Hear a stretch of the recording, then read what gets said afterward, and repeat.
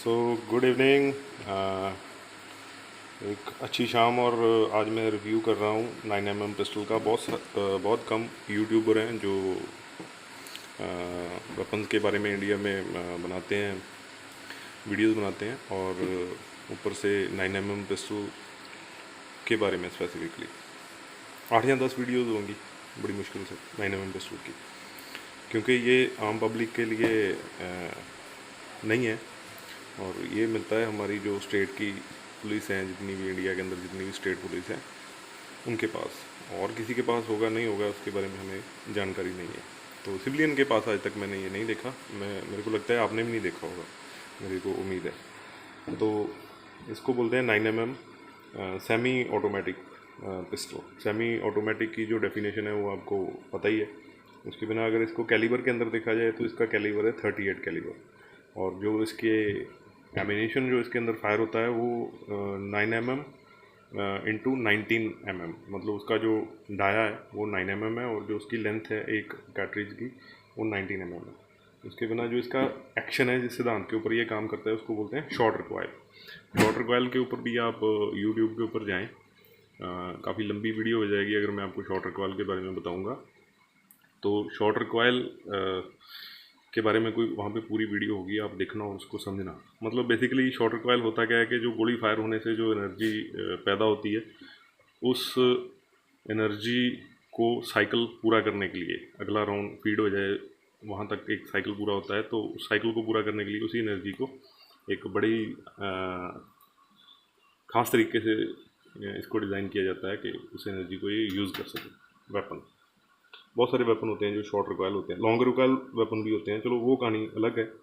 अब जो इसकी लेंथ है यहाँ से लेके यहाँ तक अगर ट्रिगर को प्रेस कर दिया जाए तो 205 mm है। और जो इसकी बैरल है, बैरल मैं आपको दिखा देता हूँ।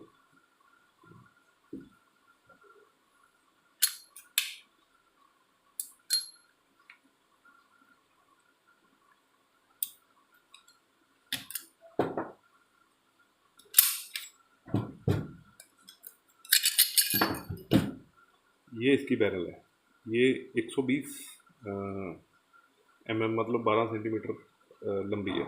इसको हम जोड़ देते हैं अभी, क्योंकि इसका खुले का भी इतना खास काम नहीं है। इस प्रकार से असेंबल हो जाता है दोबारा। हाँ, इसका ये जो स्प्रिंग है ये नीचे हाउसिंग है, उसके अंदर डलता है। अपने जो सिविलियंस के पास जितने भी पिस्टल हैं शानी वगैरह के, इसका स्प्रिंग जो होता है वो बैरल की नेक के अराउंड होता है, आपने देखा ही होगा। मतलब मैं कंपैरिजन नहीं कर रहा हूँ, मैं एक ऐसे बात बता रहा हूँ कि इसका और उसका कोई कंपैरिजन है ही नहीं है। ज़बरदस्त वेपन है ये। जो मैंने इसके जो पुर्जे हैं, ये 4 साइट है, रेयर साइट है। ये वाला इसका हैमर है, यहाँ पे इसकी फायरिंग पिन है अगर आपको नज़र आ रही है तो। और ये वाली इसकी स्लाइड है, इसको ट्रिगर बोलते हैं, पता ही है, जनरल बात है। ये वाला मैगज़ीन कैच है, ये वाला इसका ग्रिप है, और ये इसका मैगज़ीन वे है। ये एक सेफ्टी के लिए लूप है, सेफ्टी स्लिंग डालने के लिए। और ये इसका मैगज़ीन है। और मैगज़ीन की जो कैपेसिटी है वो है इसकी 13 राउंड की। इसमें 13 कैटरीज आती हैं। और उसके अलावा इसका जो वेट है, अभी ये खाली है तो मैंने मैगज़ीन लगा दिया, अब इसका वेट होएगा 930 ग्राम। और अगर इसके अंदर मैं 13 कैटरीज फिल करके इसको रख दूँ तो इसका वेट हो जाएगा 1 kg 100 ग्राम से थोड़ा सा ज़्यादा। और इसकी जो मजल वेलोसिटी है, जैसे गोली फायर करती है तो किस वेलोसिटी से अपने मजल एंड को छोड़ती है, तो इसकी जो मजल वेलोसिटी है वो है 396 मीटर पर सेकेंड। और जो इसका इफेक्टिव रेंज है वो है 50 मीटर। अगर एम्ड फायर करें तो 50 मीटर तक इसकी गोली आसानी से हिट हो जाती है 120 बाई 50 या 48 सेंटीमीटर वाले टारगेट के ऊपर। और इसके बाद इसका जो फर्स्ट क्रॉसपोंडेंस, जो इसकी पहली इसको जब बनाया था, तो जो इसका पहला वर्जन वेरिएंट आया था तो 1977 में आया था, 1977 में। और 1980s में ये इंडिया में आ गया, और आजकल इसको इंडियन ऑर्डिनेंस फैक्ट्री मैन्युफैक्चर कर रही है। और इसका पूरा नाम है 9mm auto 9mm auto 1 alpha. और किसी ज़माने में ये दुनिया के टॉप 10 पिस्टल्स में हुआ करता था, इस टाइम पे ये टॉप 10 में नहीं है। और उसके अलावा इसकी जो मैकेनिकल सेफ्टीज़ हैं, पहली बात तो अगर इसके चैम्बर के अंदर आपने कैटरीज को दाखिल कर दिया है इसको कॉक करके, पर मैगज़ीन इसका बाहर है, तो ये गोली फायर नहीं करता।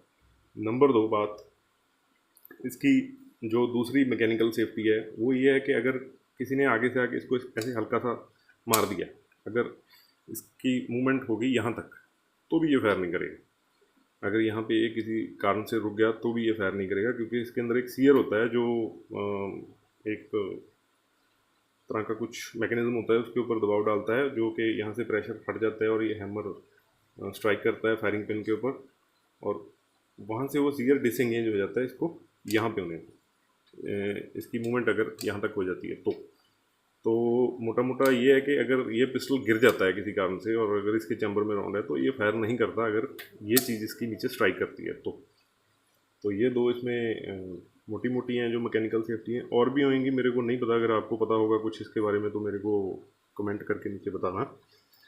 और जो अप्लाइड सेफ्टी है इसकी, वो अप्लाइड सेफ्टी ये है, ये वाली, इसको हम कॉक करते हैं, जब चैम्बर में राउंड चला दाखिल हो जाता है तो इसको ऊपर कर देते हैं इस वाले सेफ्टी सीयर को। तो मैं इसको हटा देता हूँ। और इसके अलावा कुछ मेरे को जितनी जानकारी थी मैंने बता दी, और इसके अलावा मेरे को, और अगर आपको कुछ ज़्यादा मालूम है तो आप मुझे कमेंट बॉक्स में कमेंट कर देना और मेरे को बता देना। So that's all. अगर आपको ये वीडियो अच्छी लगी तो इसको शेयर कर देना और मेरे चैनल को सब्सक्राइब कर देना। Thank you.